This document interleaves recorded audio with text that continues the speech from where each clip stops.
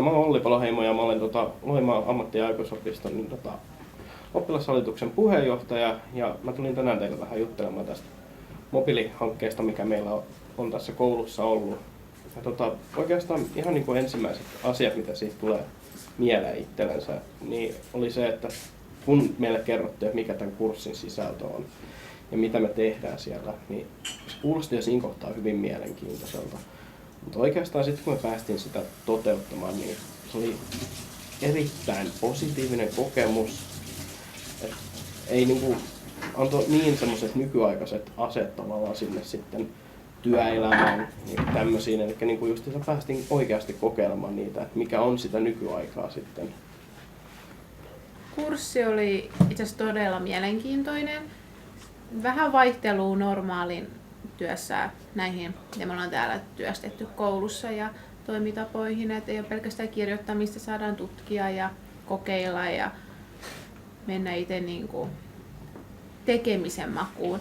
Esim. Mulla itse asiassa ei ollut paljon kokemusta näistä QR-koodeista, että sitten pääsi niiden kautta tutustua, että vaikka se on nuorison keskuudessa aika yleistynyt, mutta nyt me opeteltiin myös käyttää niitä ja kaikki pääsi käyttämään. Tekijä, mikä tässä hankkeessa oli meille erittäin positiivista luokkana, oli se, että me tehtiin ryhmässä paljon näitä töitä, niin se toi semmoista yhteisöllisyyttä meidän luokankin keskelle, koska kaikkien hommat vaikuttivat toisten hommiin.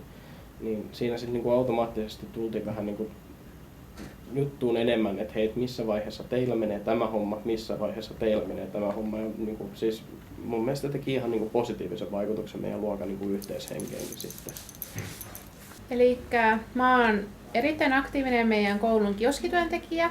Meillä oli toivottu todella pitkään, että saataisiin maksettua kortilla, ettei pelkästään käteisellä. Ja sitten kurssin ansiostakin oikeastaan me saatiin tämä Itsettle-mahdollisuus. Elikkä kortilla maksaminen. Meillä on tabletti siellä kioskissa kiinni ja sitten annetaan asiakkaalle aina semmoinen musta pieni pömpeli ja ne saa maksaa kortilla ja erittäin hyvä käytäntö ja harvoista käteistä nykyään on niin paljon. Ja tähän kurssiin liittyen mä olin siinä ryhmässä, jossa me tehtiin opastus tuleville oppilaille, miten sitä käytetään, sitä ohjelmaa. Ja tehtiin semmoinen pieni, mutta semmoinen kuvakollasi käytännössä, että miten sitä sovellusta käytetään. Sitä oli erittäin mukava tehdä ja tänään se itse asiassa varmaan näytettiinkin tuleville oppilaille, miten sitä käytetään. Se on se hyvä puoli, että me saadaan tehtyä videoneuvottelu, jolla me pystytään ryhmätyönä keskustelemaan toistemme kanssa. Kun jos esimerkiksi joku asuu todella kaukaa, on vaikea päästä mitenkään koululle tai muuten, niin pystytään kotona tekemään esimerkiksi viikonloppuisin ryhmätyötä.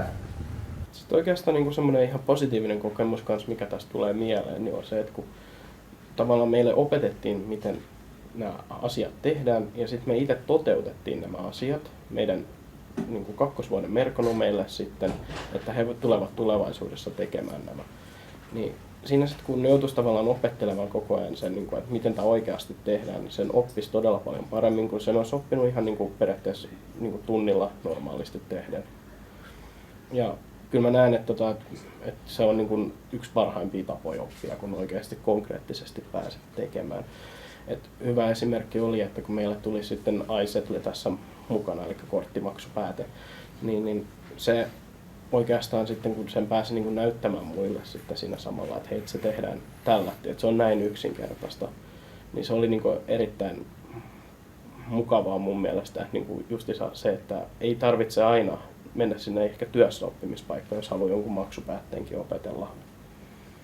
No se olisi hyvä tässä ohjelmassa on se, että voitaisiin käyttää opettaja voisi jakaa materiaalit opiskelijoille, jos opiskelija on valitettavasti kipeänä, niin hän opiskelija tavallaan niin sanotusti missaisi mitään tunnista, että jos esimerkiksi joku tärkeä koetulos viikon aikana, niin siellä olisi pilvessä olisi hyvä, että siellä olisi materiaalit, niin opiskelija näkisi mitä silloin tunnilla on käyty.